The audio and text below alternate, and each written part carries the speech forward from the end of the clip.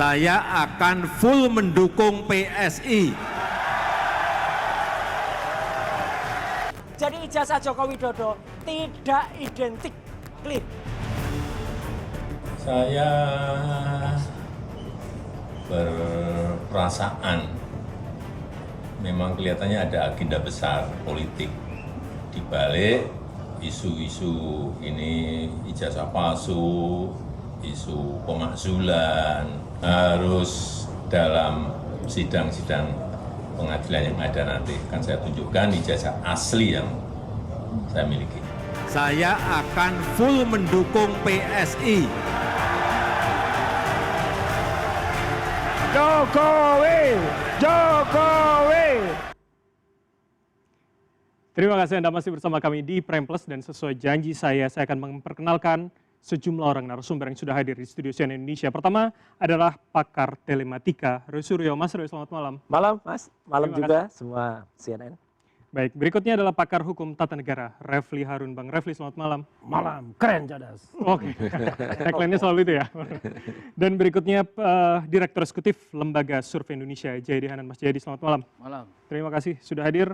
Saya bergeser sedikit, peneliti senior Drone Prit, Ian Kurniawan. Mas Ian, selamat malam. Selamat malam Mas Bram. Terima kasih. Sama-sama. Dan yang terakhir yang ada di studio, Ketua Relawan Solidaritas Merah Putih, Silvester Matutina. Bang Silvester, Selamat malam Mas Bram, selamat malam CNN, selamat malam Bapak-Bapak. Oke, terima kasih. Dan saya akan juga sapa satu narasumber dari luar studio, yakni juru bicara DPP PSI, Ali Mutohirin. Assalamualaikum, selamat malam Mas Ali. Selamat malam Mas Bram, selamat malam para senior Baik. yang di studio. Oke, baik. Saya ke Mas Ali terlebih dahulu. Ini karena Kongres pertama PSI baru selesai. Tentu pertanyaan publik setelah Mas Kaisang terpilih, Mas Ali, betul atau tidak? Jadi Pak Jokowi ini masuk dalam struktur menjadi ketua Dewan Pembina atau tidak ini, Mas Ali? Terima kasih Mas Bram. Kebetulan saya kemarin juga bagian dari SC dan memimpin sidang dari awal Kongres sampai selesai. Pada prinsipnya aspirasi itu ada dari semua kader, terutama peserta yang ikut Kongres kemarin, bahwa suara-suara itu disampaikan kepada kami sebagai SC, dan tentu Kongres juga memandatkan kepada struktur yang ada, terutama Dewan Pembina, struktur yang ada yang terdiri dari Ketua Umum terpilih, Sekjen terpilih, 2 dari Dewan Pendiri, dan 1 perwakilan DPW yang diwakili oleh Ketua DPW PSI NTT untuk menyusun struktur dan menentukan Dewan Pembina PSI. Nah, nanti akan ditentukan oleh struktur Dewan Pembina itu, siapakah ketua pembinanya. Bisa Pak Jokowi, bisa yang lain juga. Oke, jadi artinya ketua Dewan Pembina itu memang harus dari struktur yang ada, baik ketua Sekjen, Anda katakan tadi founder, dan juga perwakilan DPW, atau kemudian nama lain misalkan seperti Pak Jokowi bisa masuk di sana?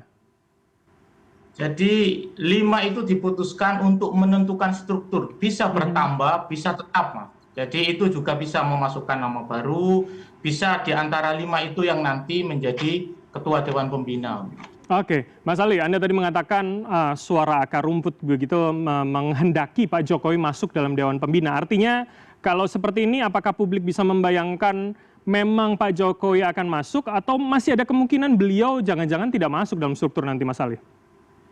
Nah, itu yang menentukan tentu Bapak Jokowi sendiri, sesuai yang tadi saya sampaikan, bahwa aspirasi semua kader ada, dan ketika beliau, Bapak Jokowi, menyampaikan pesan kebangsaan di Kongres PSI kemarin, semuanya berteriak bahwa kami menerima Pak Jokowi dan kami menginginkan Pak Jokowi masuk bagian dari rumah besar kami, Partai Solidaritas Indonesia. Oke, walaupun sudah pakai jaket ya sebelum Kongres, artinya masih mungkin saja tidak bergabung begitu ya Mas Ali? Ya, tapi pada prinsipnya semangat Pak Jokowi, semangat pengabdian, semangat perjuangan itulah yang ingin kita tanamkan kepada semua kader PSI yang ada di seluruh Indonesia. Oke, gitu, Mas Ali, saya spesifik kalau begitu. Jadi ketika Pak Jokowi mengatakan minggu lalu beberapa hari sebelum Kongres mengatakan bahwa ada dugaan agenda politik besar, kemudian menurunkan reputasi beliau, Mas Gibran begitu. Artinya apa yang bisa dimaknai dari statement tegas ini bagi teman-teman PSI? Jadi kita ketahui bersama juga, dan saya yakin juga masyarakat Indonesia mengetahui bagaimana kemudian sosok Pak Jokowi ini sebagai magnet elektoral yang luar biasa, tentu pengabdian beliau selama 10 tahun sebagai Presiden Republik Indonesia dan kerja-kerja beliau selama ini dan begitu besar cintanya masyarakat Indonesia pada beliau, maka ini menjadi tokoh penting dan tokoh sentral terutama dalam konteks politik sebagai magnet elektoral itu. Dan kita ketahui sendiri juga bahwa kecintaan masyarakat kepada Pak Jokowi juga masih sangat tinggi. Hampir 70% lebih gitu, dan itu bisa kita lihat nanti ada beberapa pengamat politik atau lembaga survei yang bisa menyampaikan secara detail kalau misalnya klaim kami ini salah begitu. Oke. Dan kami juga menyadari betul pengaruh itu begitu. Berarti Jadi, artinya wajar. kalau statement ini tegas, Mas Ali, artinya PSI siap pasang badan juga untuk Pak Jokowi kalau ada agenda besar di balik semua ini? Tentu tidak hanya Pak Jokowi, semua presiden Indonesia, kami bertanggung jawab sebagai anak bangsa menjaga harkat dan martabatnya, karena bagaimanapun presiden Indonesia ini, siapapun itu, baik Pak Jokowi atau yang lain, punya kontribusi besar dalam membangun bangsa ini, dalam menjaga bangsa ini. Oke. Dan kita sebagai anak bangsa juga bertanggung jawab. Apalagi kita menginginkan bahwa spirit Pak Jokowi atau kemudian secara fisik Pak Jokowi ini masuk PSI, dan ada komitmen bersama di kader-kader PSI untuk menjaga beliau. Oke, baik-baik. Saya ke Bang Silvester terlebih dahulu. Bang, beberapa waktu lalu kita pernah mendiskusikan pula begitu soal Pak Jokowi masuk atau tidak. Jadi relawan ini kali ini rela atau tidak begitu dengan kondisi hari ini, ada agenda besar, Pak Jokowi perlu nggak sih masuk partai? Ya, dari awal kan saya bilang kelihatannya Pak Jokowi nggak masuk partai atau menjadi ketua umum partai ya waktu itu ya. Saya berbeda dengan Bang Ade Armando. Iya, waktu itu, ya oke. kan? Dan terbukti sampai hari ini Pak Jokowi itu tidak masuk partai manapun. Dan sebenarnya Pak Jokowi, kalau kata orang-orang menyaksikan kan, Pak Jokowi harus punya partai, nanti ditinggal orang-orang. Pak Jokowi udah selesai, jadi Pak Jokowi nggak butuh partai, partai yang butuh Pak Jokowi. Oke, jadi artinya Pak Jokowi nggak butuh PSI, PSI yang butuh? Ya, pastinya begitu. Karena saya sendiri berbicara dari, bahkan saya berbicara dengan ini ya, pimpinan tertinggi PSI dan juga yang apa? Siapa Bang namanya Bang? Anggotanya. Pimpinan tertingginya? Mas Kaisang? Pokoknya ada lah. Ya. Jadi intinya saya bertemu mereka, mereka bahkan minta saya dan teman-teman relawan untuk memujuk Pak Jokowi masuk PSI.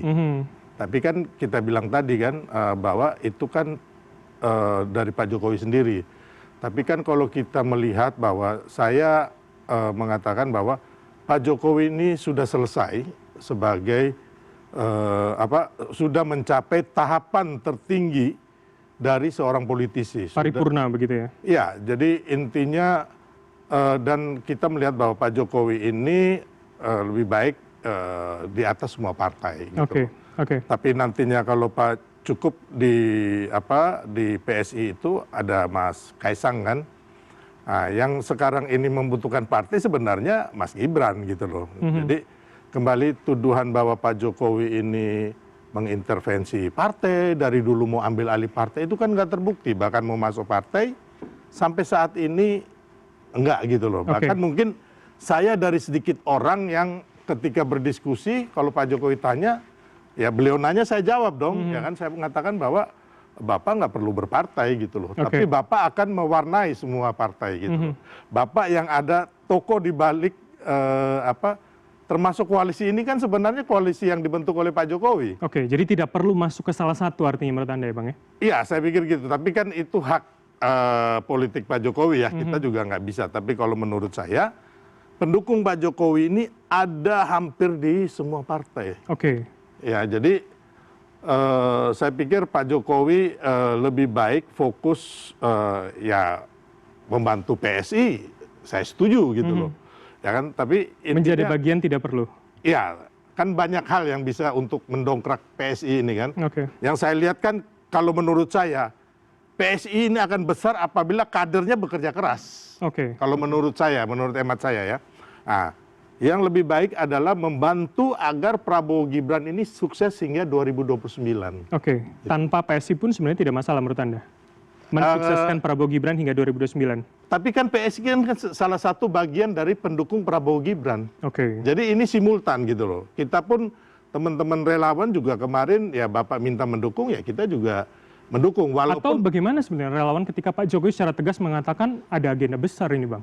Oh yang itu pastilah intinya gini, kan dari awal bahkan mungkin saya yang mengatakan bahwa ada agenda besar, ya kan, yang mana isu-isu dari Matahari Kembar, isu Indonesia Gelap, ya kan, termasuk isu ijazah palsu, isu pemaksulan ini memang tujuannya akhirnya adalah sebenarnya bukan Pak Jokowi. Oke.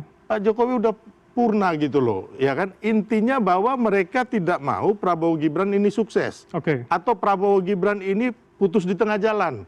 Atau agenda lagi mereka ingin agar Prabowo Gibran hancur di tengah jalan atau menjelang 2029 diganti oleh anaknya, diganti oleh orang-orang mereka. Artinya yang diganti dua-duanya atau salah satu pilpres. aja? Ya? Artinya diganti kalau Anda katakan itu dua-duanya atau salah satu aja? Ya agenda besarnya Pak Prabowo lah. Kan hanya menurut mengganti, Anda- mengganti wapres apa gunanya gitu loh. Oke. Nggak ada guna sama sekali buat Oke. bangsa kita. Oke. Nggak ada gunanya. Jadi menurut Anda dua-duanya Pak Prabowo target utamanya menurut Target Anda? utamanya gitu Oke, loh. Ini baik. kan dalam rangka mengadu domba kami pendukung Prabowo Gibran. Gitu loh. Oke. Jadi kami ini kayak relawan, ya kan. Ya saya mau kasih tahu bahwa relawan Jokowi itu tidak pernah dibentuk seperti hanya skocinya Demokrat. Ya, ini saya mau kasih tahu dulu. Kami bergabung untuk mendukung orang baik dan benar Pak Jokowi ini. Oke. Kalau Demokrat dulu mereka membentuk skoci-skoci itu. Oke, Keliling, baik, kan? baik. Tapi ini saya mau menjawab tuduhan dulu gitu loh. Ya kan? Bahwa sekarang ini kami ini adalah relawan Prabowo Gibran. Gitu loh. Yang tetap ada Pak Jokowinya gitu. Relawan Oke. Prabowo Gibran. Nah, Makanya inilah. namanya merah putih ya? Ya, jadi intinya makanya ketika sebenarnya kami ini mau fokus mendukung agar waktu itu kami ini kan yang berkampanye juga. Supaya apa? Supaya janji-janji kampanye Prabowo Gibran ini buat rakyat ini terjawab gitu loh. Ya kan? Tapi karena ada isu ijazah palsu, isu pemaksulan, ya kami semua harus turun gunung. Oke. Ya oke. kan kami nggak mau bangsa kita diadu domba, negara ini hancur gara-gara isu-isu yang menurut kami ini nol besar, Oke. bohong besar, nggak didasari oleh fakta-fakta dan data-data hukumnya, Oke, konstitusi kita. baik. Makanya dapat kami poin Anda. akan melawan terus ini, nggak Oke. mungkin mundur. Oke, gitu. tahan. Nanti saya akan tanya perlawanannya akan seperti apa, Mas Roy. Iya. Jadi dianggap agenda besar, nol besar, bohong besar, ada agenda. Begitu Sylvester bilang bohong besar langsung ke Mas Roy. Loh kan Mas Roy ada di soal ijazah palsu, kemudian pemakzulan, Mas Roy juga ada di forum itu. Iya. Gimana Mas Roy? Yang pertama, saya jangan suruh jawab yang soal apa namanya tadi skoci-skoci ya. Meskipun saya dulu bagian dari Partai Demokrat, ya, tetapi saya tidak akan mengkhianati partai saya. Saya bukan pengkhianat yang keluar dari partai terus jelek-jelekan partai. Oke. Itu bukan tipe saya. Oke, Ya, saya hargai tetap itu. menghormati Partai Demokrat, tapi izin biar nanti teman-teman Demokrat yang akan jawab. Yang kedua, kalau soal bohong besar itu lucu. Ada yang lebih bohong sebenarnya, yang suka jadi narasumber itu, ya, yang katanya dia penasehat itu ya. Dia lebih bohong lagi dia mengatakan saya dan Dr. Ismon itu bohong, tapi sebenarnya dia yang bohong. Oke. Ada. Kami itu tidak bohong. Ada telaah ilmiahnya, ada jejak digitalnya, ada ilmiahnya, dan itu benar-benar bisa diuji. Yang namanya ilmu pengetahuan itu siap diuji dengan ilmu pengetahuan. Jadi kalau ada agenda besar, walaupun ada bukti-buktinya, Anda menganggap itu bukan suatu agenda? Besar yang mana? Ya, agenda besar yang mana? Jadi artinya orang yang bilang agenda besar itu dialah yang menciptakan itu. Oke. Ya, dia sendiri sebenarnya yang baperan. Dia sendiri yang sebenarnya sudah tidak percaya diri. Dia sendiri yang sebenarnya pengen ikut cawe-cawe. Ya, meskipun seharusnya sudah selesai, sudah harusnya ngomong cucu, tapi kemudian masih aja ikut cawe-cawe. Oke, maksud Anda adalah? Dengan statementnya tadi, bilang saya akan ikut bantu. Namanya di dalam internalnya sendiri aja bergejolak, ada yang pro, ada yang kontra kok. Gitu loh. Jadi artinya kan sebenarnya dia itu ya belum tentu disetujui, ditolak juga masuk partai itu kan, meskipun saya bukan orang partai lagi. Oke. Itu biar urusannya partai-partai lah.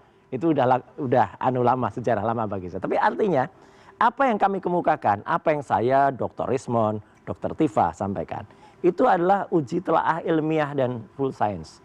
Kalau memang orang tidak mengerti, ya mungkin bahasanya itu nol besar, bohong besar, ya saya memaklumi lah. Saya memaafkan orang-orang yang tidak mengerti ilmiah kayak gitu. Oke. Ya, saya maafkan saja. Oke, maksud Tapi sebenarnya Anda. intinya adalah dia tidak memahami, tapi jangan kemudian ketidakfahaman seseorang itu kemudian diterapkan ke orang lain. Tingkat pengetahuan dia yang segini, jangan kemudian diterapkan orang lain juga harus segini. Oke, tidak memahami ya. Kuncinya Tidak menurut Anda di memahami situ ya. dan kemudian tidak mengerti, tapi saya senyum saja. Contohnya apa? statement ilmiah, statement ilmu pengetahuan langsung dibahas dengan hukum. Itu kan nggak fair. Ilmiah ya ilmiah gitu loh. Oke. Kalau nanti hukum ya hukum. Kalau kemudian itu dikatakan kalau memang konsisten hukum, Mas Bram, ya nanti pembuktiannya juga secara hukum. Misalnya apa? Katanya kepolisian memastikan itu asli. Bukan kepolisian bisa memastikan. Yang memastikan itu adalah pengadilan. Yang itu akan menyelesaikan itu adalah pengadilan, tapi bukan pengadilan di tingkat yang sekarang berjalan. Oke, pun hari ini ada gelar perkara khusus menurut Anda? Ya, itu harus diminta. Gelar perkara khusus pun sekarang, siang tadi saya ke Polda Metro Jaya untuk membersamai teman-teman meminta gelar perkara khusus di level Polda Metro. Karena Polda Metro ini melakukan pengulangan terhadap kesalahan di Bareskrim. Artinya, yang harus sampai ke pengadilan itu adalah yang ada di Bareskrim. Di sana itu tadinya penyelidikan, kemudian kenapa tiba-tiba dihentikan padahal itu tidak ada aturan penghentian di level penyelidikan, harusnya di level penyidikan. Jangan tiba-tiba curang, ya, kemudian licik kalau menurut saya, ya, di sananya mau dihentikan karena tidak mau itu sampai pengadilan, padahal kan ada yang berjanji itu. Kalau sampai di level pengadilan mau ditunjukkan. Lah ditutup sendiri, kemudian di Polda mau dijalan. Padahal yang di Polda ini harusnya, Mas, ini karena orang nalar, kalau orang punya otak dan punya waras, ya, ini harusnya nunggu dulu sampai yang di level Bareskrim itu sampai inkrah, ya, sampai level pengadilan itu terbukti asli atau palsu. Kalau asli di pengadilan kami terima kok. Karena di pengadilan itu nanti akan fair. Ada ahli dari sini, ada ahli dari pihak kami bertarung dengan dan semua fair, terbuka untuk publik. semua terbuka. Tapi kalau di sini harus sampai pengadilan, statusnya udah beda. Di sini itu tidak ada lagi pembuktian. Gitu. Bang Sylvester, komentar Anda. Mas Roy ini debat di TV lain, tapi curhatnya di sini. Ini menarik. Dan saya mengambil statement dari podcast lain. Jadi, Bang Sylvester, tanggapan ya, Anda dulu. jadi makanya saya bilang tadi kenapa nol besar, Bang.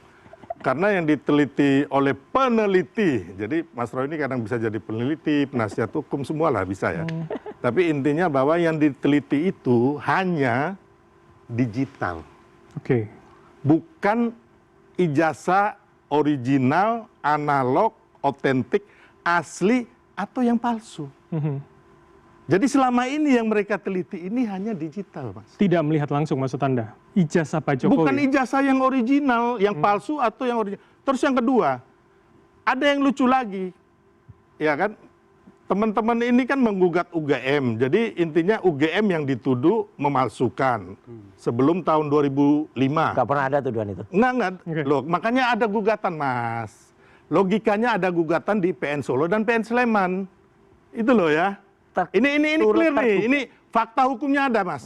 Anda nggak bisa bantah, ya? Bukan nggak bisa bantah. Saya ngomong dulu, baru Mas Roy. Itu turut tergugat itu bukan yang digugat. Mas Roy, nanti abis itu Mas Roy bantah ya. Biar saya bicara dulu. Orang hukum nggak ngerti hukum. Tahan dulu. Silakan Mas Sylvester. Tergugat kok digugat tuh loh. Iya. Jadi intinya Mas Roy, ya kan, bahwa teman-teman ini, ya kan, mengatakan bahwa ijazah itu makanya mereka sampai mengeruduk UGM segala. Tahun 2005 dipalsukan. Tiba-tiba lagi muncul Bitor, ijazah ini dipalsukan di Pasar Pramuka tahun 2012. Bukan hanya ijazah, mungkin akte kelahiran, segala macam kecuali SKCK ya, untuk Pilgub Jakarta 2012. Nah, ini kan hal-hal yang menurut saya nggak masuk logika dan nalar, ya kan? Nah, memang kembali lagi, saya sepakat bahwa nanti yang memutuskan pengadilan, gitu loh. Tapi kembali lagi kan UGM yang mengeluarkan ijazah sudah mengatakan asli, termasuk Bareskrim, ya kan? Kalau saya hanya melihatnya itu, kenapa? Saya bukan peneliti seperti Mas Roy, ya kan? Jadi kalau dia logika timeline itu ya? Ini logika anak kecil aja gitu loh, ya kan? Jadi ya kalau menurut saya, makanya sampai saat ini Mas Roy, Anda, grup Anda siapapun mau bilang apa? Menurut saya fakta-fakta, data-data, kami orang hukum mengatakan nol besar. Nggak bisa maju. Kami tangkap pesanan. Nggak akan bisa maju. Termasuk pengadilan itu sudah berapa kali itu NO, ya kan? TPUA yang di Bareskrim juga kemungkinan besar ya pasti selesai. Jadi menurut Anda tidak perlu ke pengadilan sebetulnya? Yang ada ini adalah nanti kita lihat. Makanya saya bilang ini isu pemaksulan dan isu ijazah palsu ini sudah game over. Kalau menurut saya. Tinggal telenovela dan drama-drama nanti Mas Roy mereka jadi naik sidik, ya kan? Ada tersangka, ada terdakwa, ada narapidana. Itu drama-drama ini yang akan kita nikmati. Oke. Makanya saya sekarang santai-santai gitu loh. Santai ini bos. Karena saya lihat ini udah ada nih. Bukan saya ahli nujum gitu loh. Tapi perkiraan Anda seperti Ya, itu ya, bahwa itu. Mas Roy, tanggapan Anda? Ya, saya aja bukan orang hukum, ngerti kalau yang di Solo itu tergugat pertamanya siapa. Ya, bukan UGM. UGM itu turut tergugat. Dari baca itu aja orang hukum nggak ngerti itu katanya. Ya, itu aja udah lucu, ketawa betul saya. Ya, saya bukan orang hukum loh ya. Saya aja bisa mengerti yang dimaksudkan Pak Dr. Taufik itu yang digugat siapa. Satu. Tidak pernah ada kami itu menuduh UGM itu pembuat ijazah palsu. Enggak.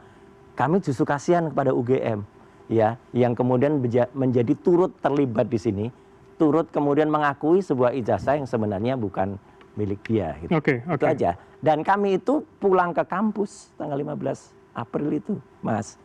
Jadi itu kampus saya. Saya menempuh pendidikan S1, S2 di UGM, asli. Itu kampus kami. Dan kami itu dalam rangka keprihatinan kami dengan kampus itu. Jadi poin Anda? Poin saya adalah salah kalau sekarang ada orang mengatakan bahwa kami itu meneliti yang salah. Kalau memang benar apa yang diteliti ada, hadirkan di atas meja, ya hadirkan, baik itu bahkan ketika gelar perkara khusus kemarin. Kalau itu ada ijazah aslinya, hadirkan, gitu loh. Begitu dihadirkan, kami pun siap dengan pembanding ijazah asli UGM juga. Ya, pada di tahun yang sama, tahun yang sama, keluaran yang sama, fakultas yang sama, angkatan yang sama, atau tahunnya keluarnya yang sama. Dan itu akan nampak nanti perbedaannya. Ya, bahwa yang di sini ada embossnya, ada watermarknya, ada. Yang ada di sini tidak, gitu loh. Kenapa saya bilang tidak? Karena apa yang tampil selama ini tidak. Dan kalau maaf, kalau boleh saya sebut, kenapa saya sebut kader PSI juga? Karena ada orang dari kader PSI namanya Dian Sandi. Itu yang mengupload itu. Sebelum ini nggak pernah ada di antara kami itu yang berani menganalisis itu karena tidak ada yang memastikan itu asli. Seorang kader PSI namanya Dian Sandi pada tanggal 1 April memastikan ini ijazah asli. Nah, padahal itu kalau kita lihat, nah ini beda ini. Jadi rujukan Anda salah satunya adalah postingan itu ya? Betul. Jadi postingan itulah yang membuat kami mengatakan tidak asli. Kalau memang ada yang asli analognya, keluarkan. Kalau sampai sekarang analog nggak pernah keluarkan, ya itulah yang nol besar. Jadi gini, Anda nggak bisa unggahan saudara Sandi itu menjadi patokan, Mas. Anda nggak bisa berkelit dari hukum ini. Nggak. Ijazah asli itu sudah diselidiki oleh Bareskrim, bukan Anda. Anda juga nggak punya legal standing. Ada. Nggak ada. Ada. Sebagai apa legal standing Anda? Nggak ada, Mas Roy. Kami minta kampus. Kampus UGM. Kita mau lihat aja, TPU aja legal standingnya itu tanda tanya. Gitu loh, makanya kandas. Apalagi Anda nggak punya legal standing sama sekali. Anda juga nggak bisa meneliti itu secara hukum. Gitu loh. Anda bukan peneliti yang salah besar. Apa namanya? Ada undang-undang kayak gini nih. Loh apa? Udah berkali-kali teguhan ijazah palsu ini ditolak, Mas Roy. Apa? Dengar dulu. Ngerti nggak undang-undang Makanya Anda ini masuk penjara. Udahlah, mau ngomong. Anda bilang saya nggak ngerti hukum. Tahan dulu, tahan. Saya kasih waktu Bang Refli. Ampun, Anda ini. Tahan dulu, Pak. Bang Refli, silakan. Ngaco ini orang ngaco. Disuruh tanya saya. Ini orang paling ngaco seluruh dunia. Ya kalau memang begini, jadi menurut Anda. Ini soal hidden agenda atau soal begini begono? Hidden agenda dulu. Jadi menurut Anda kalau nol besar, bohong besar, buktinya Mas Roy sampaikan, bagaimana Anda melihat ini? Begini. Kalau untuk Mas Roy ya, gini. Kita itu ada yang bisa kita ukur, measurable, ada yang tidak bisa kita ukur. Nah, kenapa misalnya tentang apa yang dilakukan Mas Roy gitu, ada beberapa hal yang bisa saya terima. Tentu ada yang tidak mampu saya terima karena keterbatasan jangkauan analisis dan kemudian alat. Misalnya face recognition sama yang namanya image comparison. Itu bisa kasat mata. Makanya misalnya kalau kita bicara face recognition misalnya, kita bisa bandingkan tuh. Ada foto wisuda, ada foto ijazah, ada foto Pak Jokowi sekarang. Nah itu 3 itu dibandingkan, terlihat tuh ada perbedaan. Gitu. Nah, ketika digunakan program komputer, saya tidak tahu namanya programnya apa. Face recognition. oleh Topi Merah, oleh Mas Roy, oleh Rismond mengatakan bahwa yang satu ini yang wisuda ya, itu beda sama yang Pak Jokowi sekarang. Yang satu sama dengan yang dua, yang ijazah. Nah, saya hanya melihatnya dari kasat mata, kelihatannya beda. Hidungnya kan begitu kan. Kalau yang satu ini lancip hidungnya, kalau yang ini enggak. Oke, satu. Yang kedua, image comparison. Nah, image comparison itu bisa terlihat. Misalnya ijazah 115, 1115, 1116, 1117, itu huruf A-nya itu masih nempel. Oke. Kalau Pak Jokowi agak keluar. Oke. Nah, Dan itu bisa. Pertanyaannya adalah, tentu apakah ini sebagai sebuah petunjuk atau tidak? Kalau kita bicara orang hukum kan, keterangan ahli, keterangan saksi, surat, petunjuk, dokumen elektronik, itu alat bukti yang bisa diambil. Maka saya mengatakan ini paling tidak petunjuk sebelum beliau ini dipanggil sebagai ahli untuk memberikan keterangan. Oke. Karena itulah kemudian sebagai orang yang mengikuti betul soal isu ijazah ini dari dekat, dan sejak tahun 2022 saya ngikuti, maka memang a big question-nya itu adalah ijazah analognya itu tidak pernah tampil di publik. Oke, jadi logika Mas Roy itu masuk akal menurut Anda? Iya, kalau untuk face recognition sama image comparison tadi. Nah, tapi kalau misalnya untuk pasar pramuka dan lain sebagainya, itu cuma sekedar petunjuk dari Bitor.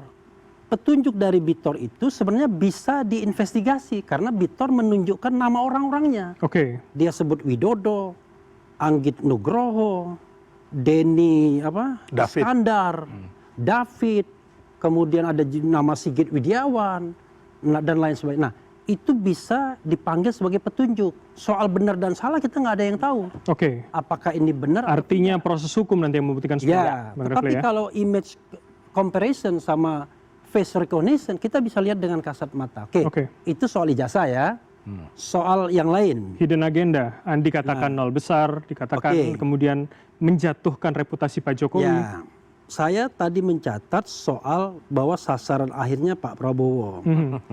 Nanti Mas Jayadin yang jagoannya. Tapi bagi saya it doesn't make sense. Ya. Nggak masuk akal. Kenapa? Karena yang mengajukan impeachment ini adalah Purnawirawan. Purnawirawan itu apalagi frontlinernya itu mantan Danjen Kopassus yang mau dicukur kumisnya oleh Sylvester kan? Kan begitu. Nah, kita tahu lihat Danjen Kopassus Pak Prabowo juga. Jadi sebenarnya kalau saya lihat ini kan berlaku yang namanya spirit corp esprit ya kan?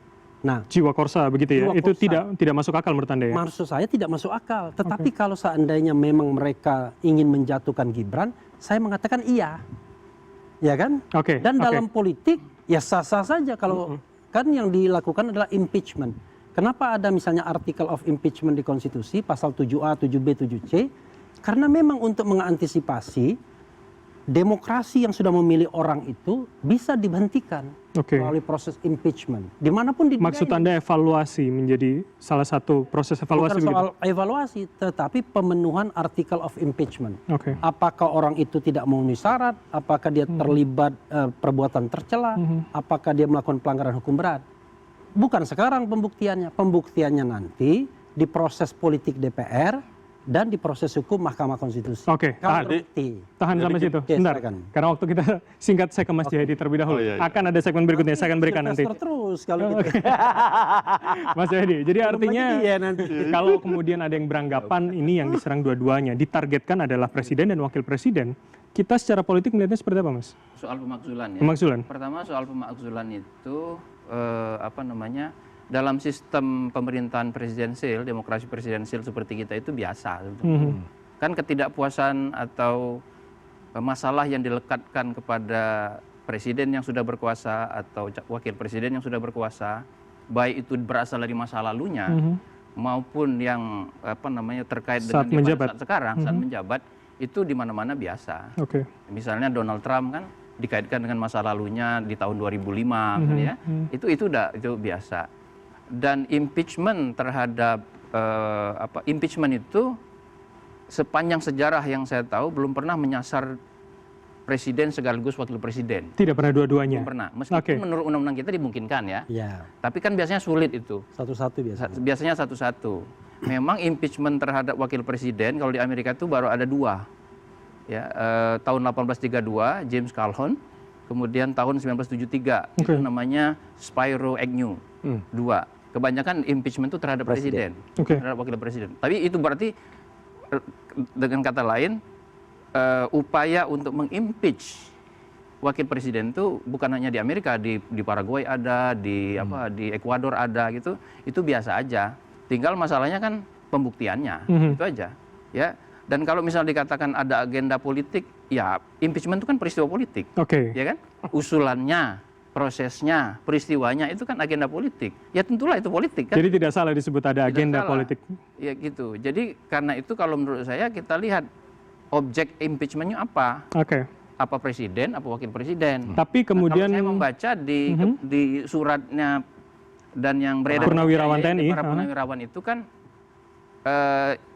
dengan jelas dikatakan mempertahankan Prabowo sebagai presiden, kira-kira ya. Mendukung ya. Kemudian yang kedua, baru kemudian meminta wakil presiden diimpeach. Jadi kalau lihat dari apa yang disampaikan oleh para purnawirawan itu jelas tujuannya ke wapresnya. Tidak mungkin akan berentetan begitu target besarnya adalah presiden. Kalau sekaligus 2, mengimpeach 1 aja sudah tidak mudah.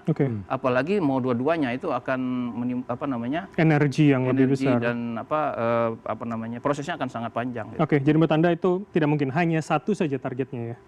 Iya, kalau lihat dari yang beredar itu targetnya wakil presiden, dan saya kira masuk akal juga kalau mereka menarget itu karena memang diakui atau tidak diakui kan ada beberapa soal loopholes ya, kelemahan masuknya Gibran sebagai calon wakil presiden kemarin. Misalnya MK dengan jelas mengatakan ada problem etika. Ketika itu kan bisa jadi jalan masuk secara politik. Pelanggaran, itu kan bahasa hukum, ini bahasa politik. Pelanggaran berarti problem dong. Baik, kami dapat poin Anda. Ya, itu. Jadi artinya tetap ada celah menurut Anda ya seharusnya beredar juga isu dari Bung Refli juga nih antara lain isu perbuatan tercela. Fufafa. Lalu itu 99,9%. Saya tanyakan itu. Saya kan cuma menyampaikan fakta-fakta yang sudah muncul ya.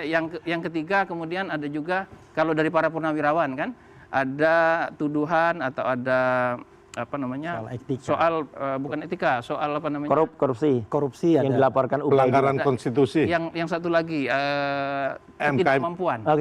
Ketidakmampuan. Nah, kebetulan semua yang saya sebutkan itu ada di konstitusi semua. Jadi orang itu baik presiden maupun wakil presiden bisa diimpeach karena perbuatan kriminal, termasuk pelanggaran konstitusi, perbuatan tercela atau ketidakmampuan. Dan beberapa wakil presiden di beberapa negara lain itu misalnya di Ekuador atau Paraguay itu sebelum diimpeach sudah di-remove atau dia mundur karena alasan ketidakmampuan itu, misalnya itu. Jadi akan panjang, energinya juga terbuang banyak begitu ya menurut Anda ya? Agnew Shapiro yang saya sebutkan tadi, singkat saja. Agnew yang saya sebut tadi, wakil presiden Amerika zaman Nixon loh, tahun 73. Itu sebelum diimpeachnya diproses dia mundur duluan. Lucunya tahun 74 Nixon diancam impeach juga. Sebelum diproses impeach dia juga mundur. Itu contoh. Jadi sebetulnya peristiwa ini peristiwa ketatanegaraan biasa. Tinggal lagi bagaimana kita berargumen bahwa memang itu dimungkinkan secara politik maupun secara hukum. Karena proses impeachment di Indonesia itu kan melibatkan dua itu sekaligus. Dia peristiwa politik, tapi harus ada pembuktian hukum. Di MK pula nanti ya, begitu ya. Oke. Kami juga akan membahas bagaimana tanggapan dari netizen terkait dengan isu terkait dengan Jokowi. Tapi usai jeda berikut ini, tetaplah bersama kami di Prime Plus.